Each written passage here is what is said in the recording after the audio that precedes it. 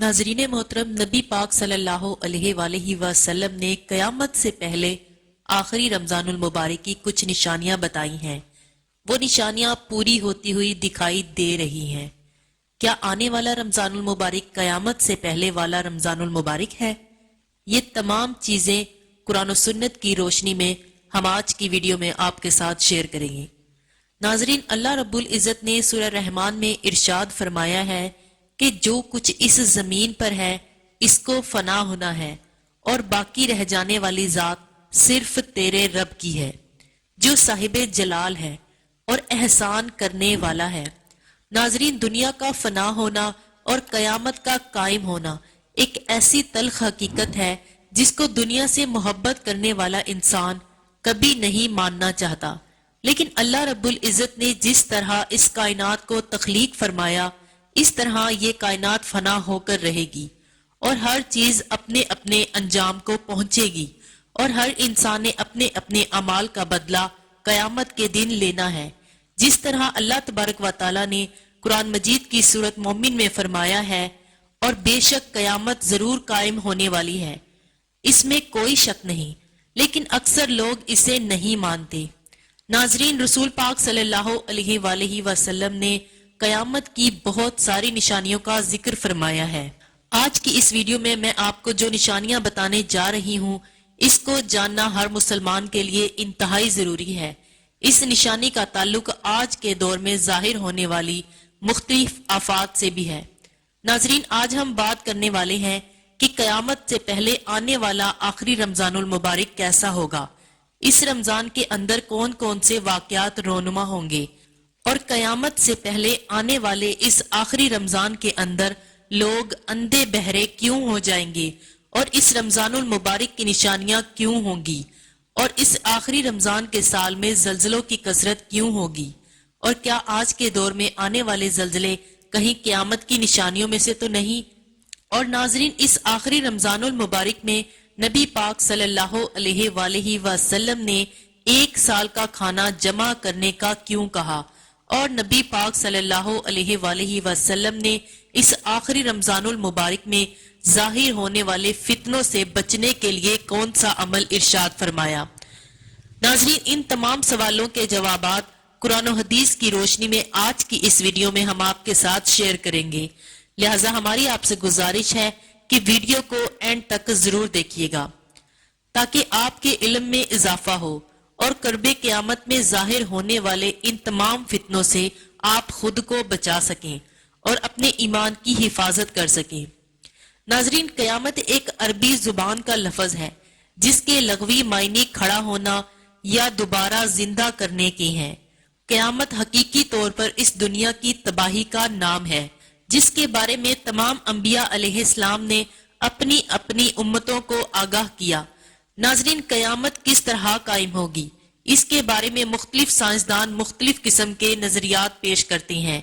कोई साइंसदान ये कहता है कि सूरज का ईंधन खत्म होने की वजह से जमीन पर क़यामत बर्पा हो जाएगी, और कोई साइंसदान ये दावा करता है कि ब्लैक होल की वजह से जमीन पर जिंदगी का खात्मा होगा और कयामत कायम हो जाएगी।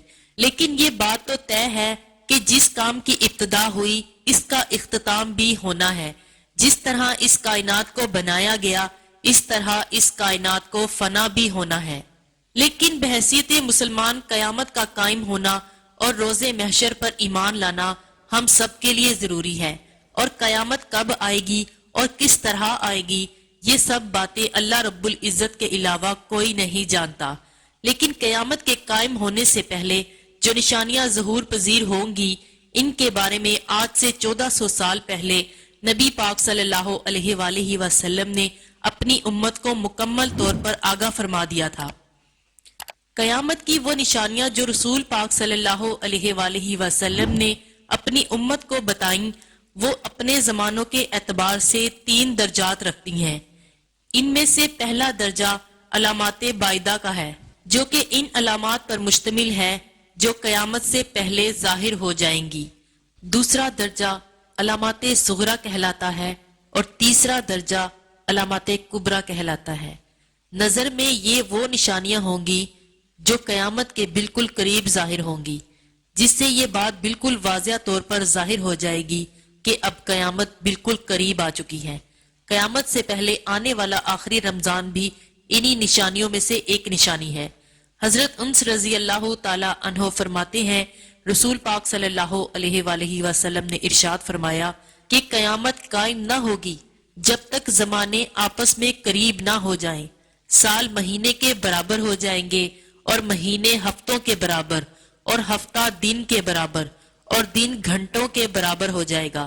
ایک گھنٹہ ایک چنگاری کی طرح ہوگا جو چمک کر فوراً بجھ جاتی ہے۔ ناظرین، نبی پاک صلی اللہ علیہ وآلہ وسلم نے آنے والے آخری رمضان کے بارے میں ارشاد فرمایا کہ یہ رمضان المبارک انسانوں پر آنے والا آخری رمضان ہوگا، جس کے بعد یہ بابرکت مہینہ کبھی نہیں آئے گا، جس کے بعد اس زمین اور اس پر بسنے والی تمام مخلوقات ایک سال کے اندر اندر ختم کر دی جائے گی۔ حضرت نعیم بن عماد رضی اللہ تعالی عنہ روایت کرتے ہیں کہ رسول اللہ صلی اللہ علیہ وآلہ وسلم نے ارشاد فرمایا، قیامت سے قبل ایک ایسا رمضان آئے گا جس میں عوام الناس کو ایک ایسی زوردار آواز سنائی دے گی، یہ آواز اس قدر خوفناک اور زوردار ہوگی کہ جسے سننے کے بعد انسانوں سمیت دیگر مخلوقات بھی سہم جائے گی، اور لوگ اس آواز کی کھوج میں پڑ جائیں گے کہ یہ کیسی آواز تھی اور کہاں سے آئی تھی، لیکن کوئی بھی انسان اس آواز کی کھوج نہیں لگا سکے گا۔ جس رمضان المبارک میں ایسی آواز سنائی دے کہ جس کی کھوج نہ لگائی جا سکے، تو اس کے بعد ایک سال کا رزق اپنے گھر میں جمع کر لینا، کیونکہ اس کے بعد دنیا سے رزق اٹھا لیا جائے گا۔ ناظرین، یہ مہینہ رمضان المبارک حضرت امام مہدی علیہ السلام کے ظہور سے پہلے آئے گا، اور اس رمضان المبارک کے بعد حضرت امام مہدی علیہ السلام کا ظہور ہوگا۔ اس رمضان میں سورج گرہن لگے گا اور آسمان پر ستون کی باندھ کوئی چیز روشن ہوگی، اور اس رمضان المبارک میں ملک شام میں سفیانی کی جانب سے مسلمانوں کا قتل عام کیا جائے گا۔ جب رسول پاک صلی اللہ علیہ وآلہ وسلم نے ارشاد فرمایا کہ اس رمضان کے اندر ایک زوردار اور زبردست آواز آئے گی، تو صحابہ کرام نے رسول پاک صلی اللہ علیہ وآلہ وسلم سے پوچھا، یا رسول اللہ صلی اللہ علیہ وآلہ وسلم، یہ آواز رمضان المبارک کے اول حصے میں آئے گی یا پھر درمیان حصے میں یا پھر آخر میں؟ تو نبی پاک صلی اللہ علیہ وآلہ وسلم نے ارشاد فرمایا کہ یہ آواز نصف رمضان میں ظاہر ہوگی۔